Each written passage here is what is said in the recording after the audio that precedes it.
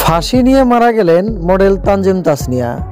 ঢাকার ধানমন্ডি এলাকায় নিজ বাসা থেকে মডেল তানজিম তাসনিয়ার মরদেহ উদ্ধার করেছেন পুলিশ।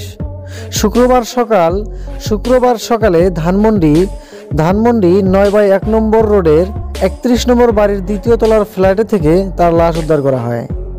সংবাদ মাধ্যম অনুযায়ী বিষয়টি নিশ্চিত করে ধানমন্ডি থানার উপপরিদর্শক জান্নাতুল ফিরদৌসী বলেন, ধানমন্ডির বাসার 2য় তলায় নিজেদের ফ্ল্যাটে একাই থাকতেন তানজিম তাসনিয়া। তাদের আরেকটি ফ্ল্যাটে থাকেন পরিবারের অন্য সদস্যরা।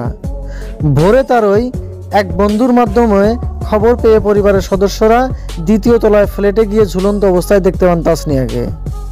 পরিবার সূত্রে বরাতে পুলিশ বলছে, পড়ালেখার পাশাপাশি তিনি মডেল হিসেবে কাজ করতেন।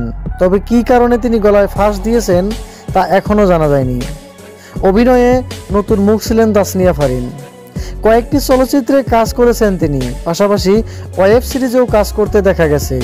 নির্মাতা অমিতাভ রেজার মুন্সিগিরি সিরিজের একটি চরিত্রে অভিনয় করে পরিচিত পান এই মডেল।